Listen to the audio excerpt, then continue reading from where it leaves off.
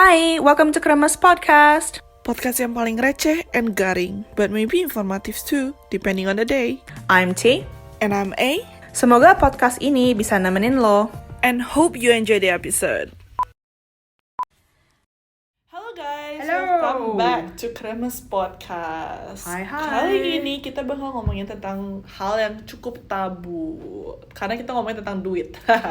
It's a bit about money. It's a little bit. It could be a sensitive topic, but again, as the older sisters, we always think of something that we can give advice in a sense of like, if it help us, why can't it help others, right? Jadi kali ini we want to talk about budgeting money, because I mean both of us now work full time for more than a year.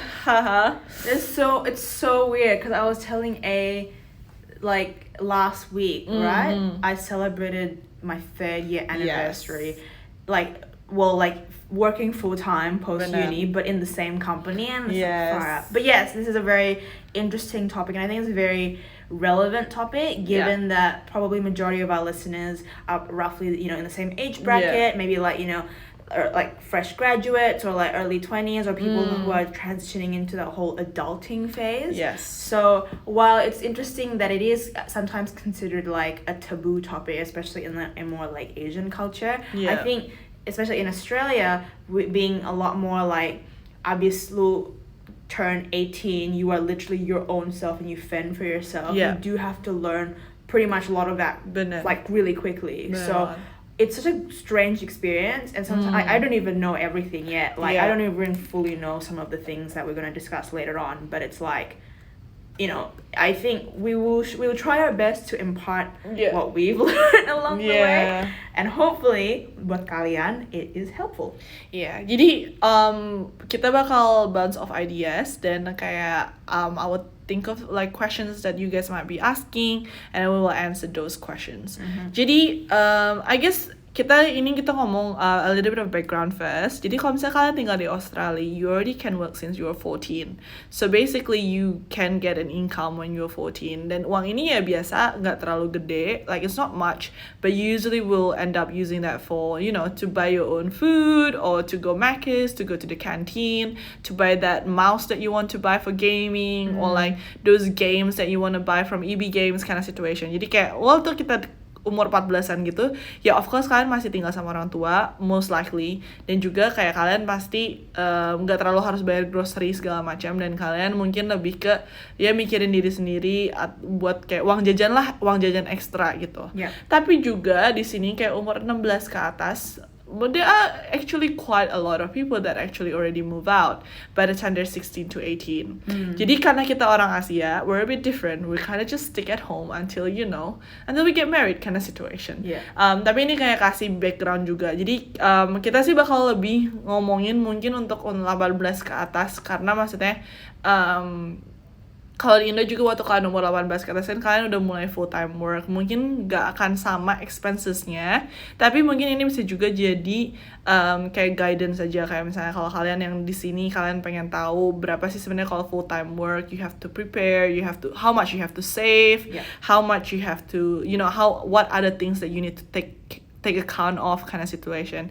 Jadi kita gak akan ngomong nominal, kita bakal keep it all percentage wise. Jadi kalian bisa roughly think aja, dan gak semuanya pasti sama untuk semua orang, karena mungkin kalian bisa aja udah full time work 5 tahun tapi kalian masih tinggal di rumah, atau kalian juga mungkin baru mulai kerja dan udah harus langsung kontrak. Like there are so many stories behind it, there's so many like different possibilities and outcomes. We're just gonna tell you like what things that you might have to be on the lookout for. Nah, pertama-tama, if you have a summary of your, like, roughly your budget is, what will you say the summary is? I can start first. Okay. Jadi, kalau dari gua sih, I don't have a house yet. Dan juga kayak aku juga nggak kontrak, so I'm still living with my parents at home, and I still do like, I only work and then do my hobbies, and then that's it. Tapi the way I look at my budget, first of all, guys, tax is a lot. Pajak itu gede ya. Just that's the outcome. It's about 30% or it could be less depending on how much you earn, tapi pajak itu tuh gede banget. Jadi kayak kalau misalnya kalian dapat kontrak atau kalian dapat ya yang kalian tanda tangan itu tuh belum tentu itu gaji yang kalian dapat per bulan, karena harus dipotong tax, dipotong pajak. Jadi kita ngobrolin ini biaya yang sudah habis pajak ya, after pajak. So what I realized is I will probably put 10% to tithe offering. Jadi persembahan bersepuluhan, which I do on my church kind of situation. And then the next thing is 30% will be on food, which I think I need to lower it down because 30% of the income is a lot. Yeah. Tapi ketika gue tuh kayak bikin Excel gitu kan, terus kayak literally 30% tuh food gitu loh. It's so bad. I love how you even made an Excel. I know, but the thing. But it's good though. Personal It's budgeting good. is very good. Yeah. Like hot tip, be on top of your personal budget. That's true. Yeah. And then because I don't have a house yet, I'm saving up for a house. So I put 30% also for like saving up for the house. Because house is expensive, guys. Especially down payment. Even though kalian bisa bikin down payment 5% pun tetap mahal gitu. And then I end up putting 10% on travel that I noticed, kayak smart rider, petrol, and like other bills, for example like phone bill. Kan phone bill cuman kayak sebulan sekali gitu kan. Dan 10% lagi for shopping, exercise, and hobby. So that would be like, karena gue lebih suka makan daripada exercise or shopping, guys. Jadi that's why my food is 30%, but like my shopping is only 10%. Because I end up only spending 150 in a month for like shopping wise. And then 10% for saving. Right. So that is my breakdown. How about you, T? That is a very thorough breakdown. give your background first about where you are right now. So, and then I am not as organized as A in terms of my personal budget. I just open my bank app and be like, as long as there's money in there, then I'm not gonna freak out just yet. And I've been I would say I've been very slack with my budget, but at the same time, also like I shouldn't really take it for granted, but very, very grateful to be in a very stable position right now, especially during this COVID situation, right? So I have a house, I have a mortgage, and only recently did I figure out like that my current bank wasn't doing the best in terms of interest rates. Like I was just like such a ignorant person in terms of like, oh, it's fine, like I can still make the payments, the more like the interest is like but only recently this side of this year did like I have a sit down with my parents and they were like, no, you can negotiate with your bank to do better, or at least you can like shop around other brokers or other companies and compare interest rates, because like at the end of the day it's like, if you can't do better, then why can't you get better, kind of thing, right? And that's such a true mentality, and I think that really opened my eyes to the fact that I actually haven't properly assessed my budget to see if like bunga gua kok kayak emang lumayan tinggi ya gitu kan, kayak as in like that's just my money going down the drain, like it's not going anywhere. So it's like, why did I only realize this now and not like earlier, kind of thing. So I haven't been very proactive, and now I'm slowly, but it's still not super proactive yet, but I'm still like getting there. But so mainly I guess most of my and I have to do, because when you go for a mortgage or anything else, the bank does general like living expenses review to sort of say roughly how, like, what are your living expenses per month, does that include like any insurance or like like home health, car insurance, any credit card bills, any any other related fees like gym memberships and leisure and that kind of thing. And I would say like majority of my monthly income obviously is partly for the mortgage, partly for like general living expenses, and by general living expenses it's usually groceries. So I am while I've got this house, currently I'm living with my parents, and I think it's more of just like a personal thing, especially like with COVID kind of thing, we want to be together. So while I don't pay rent, while I live with my parents, I pay for family groceries as sort of just like timbal balik gitu ya. So on a weekly basis, I think, because feeding a family of 5, and obviously we're not going to buy like cheap stuff that's like not good quality. So I would say the highest percentage, probably a good like I don't know, like a good maybe even 40% of my income would go towards groceries. And you still have to pay mortgage with your income. Yes. Oh wow. So and yeah, and I would say it's a high percentage. Yeah. I think it's mainly because like by groceries I mean, okay, on a weekly basis we have like we spend berapa ratusan gitu, because like food stuff here is quite expensive compared to Indo, right? And it's like we buy a lot of like fish, and fish is like and it has to be like, you know, like good quality fish or whatever, so it ends up being really expensive. Or like meat, right? Like basically fresh products kind of thing. And then on top of that I also like, if kalau keluarga kita keluar untuk makan gitu kan, I like to treat them right, because it's especially with COVID now, technically speaking, my dad isn't working. Yeah. And my mom's like a housewife. So technically, I'm the only, in a way, breadwinner for the family for the meantime. So I have this obligation, I guess, this kind of budi pekerti sense of being like, hey, I'm the only one that's getting a regular income, so like if we go out, then like I should at least treat them, you know, like once a week or something. So it's mainly because of that, and it's always because it's like there's 5 of us. So it just like becomes really expensive. It is really expensive when you're paying for 5 people, because like I mean I come from a family of 5 as well, and I think like most of the time you just paying, like even just paying for your sisters, that already costs a lot of money. And like your mom was like, oh yeah, okay, I'll give you $30 for dinner, and I'm like, $30, that's like one meal, and not including bubble tea, like you know, like there are still so many things. And I think being the oldest sister as well, we tend to be cautious of that, and we don't want our sisters to pay for themselves, or we don't want them to struggle and stuff like that. But that's really cool. But then also you mentioned about insuransi kan, like insurance, right? I do want to tell people how much things that they like. I guess like if you're a kid, or like if you just grow up, you didn't realize how much like you have to pay. Like for example, we have to pay our own health insurance. But you might get help from your company to do it for you. But you still have to pay like your health insurance, whether it's come from your pay or you know before salary or something like that. But also you do have to pay for your radio, for your car. So like buat yang ngedengerin aja, jadi kayak kalian tuh mobil aja tuh ada regonya, terus ada kalian pasti harus bayar petrol dan harus bayar parkir. Ya kalian kalau misalnya if right now you using your parents' car, you might not know that they have to pay those things gitu. Dan kayak health insurance, you have to pay for your monthly medical like it's just health insurance. They just give you a monthly pay, which you can use for physio, or you can use for like depending on what your cover is. And even if your cover is, for example, mine is like only 55%, that means when I go to chiro or physio, I still have to take money like from my own pocket to cover up the gap.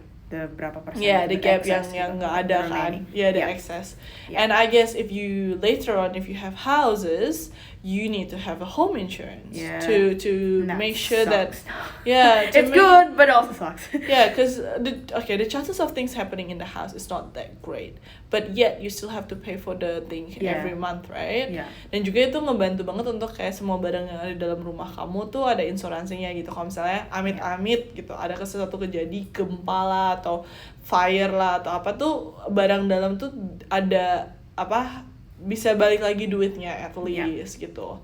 Dan kadang juga susah, kadang kalau misalnya there are some things that they won't even cover, right? Like for example, kalau di Australia tuh ada nama hujan es, which is hail. I think if it hit your car, they will not pay for your repair, wouldn't it? Tergantung sih. Tergantung size of the hail and stuff and like that. And then tergantung what cover you have. That's always the interesting thing, right? And I guess for our listeners, the Indo, I really don't know how this whole thing works, because obviously like I was in Indo when I was really young, and who taught me about insurance when I was like 8 years old, but also it's like I only found out about actual insurance and what it's all about like when I'm like now years old kind of thing.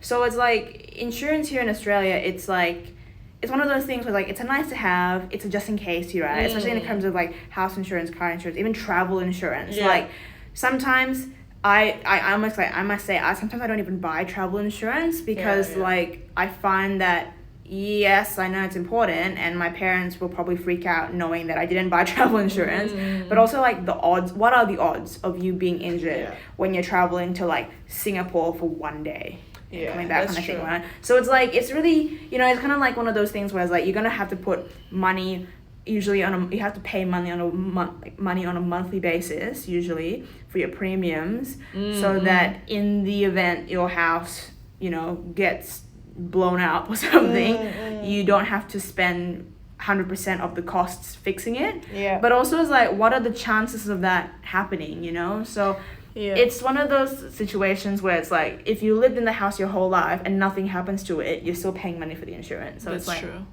Yeah, that's the thing that is like, yeah. Cause karena gue ngerasa sih misalnya kayak even kayak simple things like contohnya misalnya Apple Care gitu kan. Kan gue beli HP terus kayak Apple Care, terus gue tuh nggak pernah yang namanya beli Apple Care. Sekalinya kejadian terus gue jatuh terus layar gue pecah. I have to pay $500 to just get it replaced. Because you don't have Apple Care. Because I don't have Apple Care. Kalau misalnya waktu itu gue beli Apple Care, I don't have to pay anything. But that Apple Care cost me $200, right? So it's still cheaper. Tapi ya emang kita pasti tetap, kalau kita ngomongin duit pasti kita selalu playing with risk sih, jujur aja gitu. Karena misalnya you never know what's gonna happen, and there are things that you just know that you have to control. So for example, like car, I definitely have car insurance because you never know what will happen. I have been driving for like 10 years now. I only got one accident, the big one. But that was because I backed into a parked car. That was me being stupid. Like, I mean, the car is already parked. It's not even moving, and I still hit it, you know.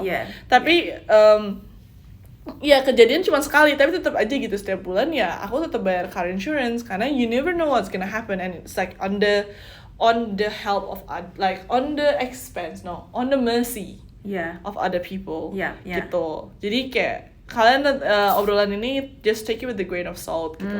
Cuman yang mungkin pengen aku bilang itu maybe if you wanna save, karena kita kan pasti selalu punya saving kan. I think it will be best if you save with a goal. Karena jujur aja kalau misalnya kalian nggak punya goal, most likely kalian bakal ngerasa ini tuh duit yang bisa dipakai gitu. Karena waktu gue pertama kali kerja, I don't have a goal. I just feel like, oh kenapa nggak pakai? Dan kayak at first it was like no, whatever left behind I will save. No, that's really wrong because you should push it first dari awal, jangan tunggu sampai akhir bulan baru kalian save apa yang tersisa gitu. Karena dijamin pasti nominalnya pasti lebih dikit daripada kita dari awal udah pindahin gitu, udah sisihin gitu. So I do believe that having that like the typical like auto transfer between your accounts help, or just having a goal. Contoh misalnya kayak aku tahu one day I will need to buy a house, so I have a down payment in mind how much it will be, so I will like put aside money for that. So every month just dibagi aja sama kalian berapa bulan gitu. Terus kayak jadi tinggal masukinnya 30% instead of like putting the whole 70% away, you know. Kayak dan juga maybe one of the other tips is to be realistic gitu. Kayak kalau misalnya kalian tahu kayak gue tahu gue makannya banyak gitu. I eat a lot and I know I like to go out, I like to pay for people for food especially. I will put more allowance on food compared to shopping. Tapi itu berarti ya harus direm gitu shoppingnya. Misalnya kayak kalau misalnya aku merasa I wanna buy this stuff, then I have to either save up for it or I have to wait for next month to buy the things. Kayak combine my splash money together. Atau ya berarti kalau bulan itu aku nggak boleh hang out terlalu banyak gitu. Exactly. I think it's like that's a good, I guess, tip, especially for us who's like, you know, everyone's at different stages of their lives. Obviously, some of us have a mortgage, some of us are renting, some of us are not. They're staying with our parents still. Some of us have a car, some of us don't. That kind of thing. But I think in general, some key tips for like staying budget savvy and staying on top of your savings, on top of your money in general, I think is great. You know what A said, like having a goal at least, or simply just having like, kalau bisa tergantung bank lo ya, tapi kayak have separate accounts where it's like one is a savings account for your goal, and then really like, you know, visualize and state what the goal is, whether it be a house or a car or whatever, or like travel post-COVID or something like that, and then having a separate account for all your expenses. Like there's like everyone is probably familiar with the Barefoot Investor. I personally haven't read it fully myself, but it was a big thing a couple of years ago. And I think the only, like, I have a couple of friends who absolutely swear by it, and some of them who are like, oh, it's a good guide. If you guys are interested, check it out, Barefoot Investor. I think there's a certain chapter where he says to have physically 2 separate cards, a card for your savings, so like where you don't even put in your wallet, and another card, or even like card/account. Yeah, you get, these 2 separate accounts. Yeah. Having a splurge account or a splurge card, so that you can really set yourself, okay, per bulan gue cuman bisa kasih alokasi gue segini dolar, segini rupiah, segini berapa gitu untuk fully just splurging, because you don't want to restrict yourself either, right? You're not gonna you shouldn't limit yourself from like, oh no, you're not gonna spend anything this month because you whatever, because that's not a good way to maintain a good positive habit. So you should allocate yourself healthy amounts of money for just splurging, whether it be going out with friends over food, or maybe buying that pair of shoes that you were looking at, that kind of thing. So it shouldn't be a really difficult, depressing time when you're saving money. It should be over time. It should be, bit by bit, but you should be able to have, certain pockets of pocket money, I guess, to be able to spend, regularly, so that it doesn't seem so bad. So I think that's an interesting. Nggak sih? Emang bener banget, kayak kalau misalnya gini lah, contoh aja kalau misalnya kita makan ya, dibilangin nggak boleh makan carbs, malah kita lebih kebita gitu loh, kayak kita lebih craving for it. Dieting, isn't it? Exactly. Like if you restrict yourself too much, of course you will end up malah splurging too much gitu, apa-apa dibeli gitu. Daripada kalian yang kayak so your mindset will be more like, oh nggak apa-apa, nggak beli toh nanti juga bisa beli gitu loh. Jadi kayak kalian nggak panik gak bisa beli gitu. So I guess to wrap it up, it is really like early budgeting kind of episode. Let us know if you guys want us to go to more details in regards to like houses, or maybe car, like how to save up, how to, well, I don't do investment. Neither do so I. But we people probably do buy shares. People buy shares and whatever. Exactly. So we probably can't help you on that spectrum. But we can help you with houses, for example, like what other options there is, what it means to have a smaller down payment, bigger down payment, what is about like the interest differences and stuff like that. We can help you with that. Or even things like, what even is a tax return? Or like superannuation or retirement funds. Because as you start getting into the workforce, and I have no idea how it works in Indo, but in Australia, you have to automatically apply for a superannuation fund. And there's so much paperwork involved, and for me it was quite overwhelming when I first got my first job. I was just doing part-time job like in the pool, as like a 16-year-old, and I was like, what do I know about superannuation? But I think that was an interesting sort of way to discover it. But let us know what you guys want us to talk about. Kalian interestnya di mana, jadi kita juga allocate the time to research it well. But this is like one of the, I guess, if you have a final tip, what would you say for the budgeting wise?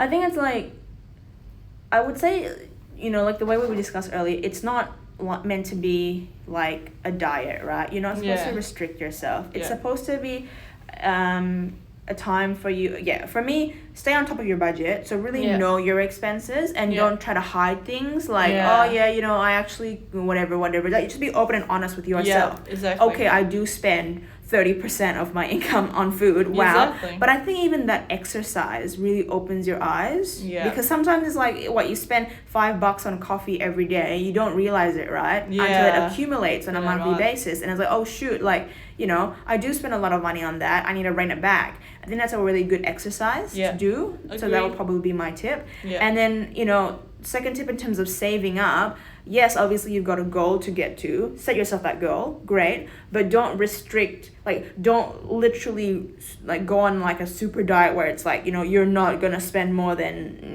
$5 a day or something. I don't know, but $5 a month or something, give yourself that freedom to still be able to enjoy life. Yeah, that's true. Give yourself maybe 200, I don't know, it depends on, I guess, your situation and where you live as well. So I think for me, to close it off, my only advice is I've been told this so many times, to have a saving that is worth 3 months of your income. That's just your rainy day saving. So itu duit yang bukan untuk rumah, untuk mobil, untuk apapun yang kalian simpen, tapi itu your rainy day cost emergency gitu. Jadi kalian go there for have that money of 3 bulan gaji just in case money. Jadi itu kayak kalau misalnya amit-amit kita kehilangan pekerjaan, amit-amit rumah kita kenapa-napa, mobil kita kenapa-napa, duit itu yang bisa kita pakai untuk keep going in life, like while you're looking for more jobs or while you're dealing with anything, that would be the money that you will be using. But yeah, as always, hope you guys enjoyed the episode. Let us know what you think about it, and we'll see you next time. See you guys. Bye. Bye. Thank you for listening. Jangan lupa like, comment, and subscribe, and share it with your friends. I'd love to hear from you. Please reach out with your comments, stories, and even questions on what we should talk about. See you in the next episode. Bye. Dah.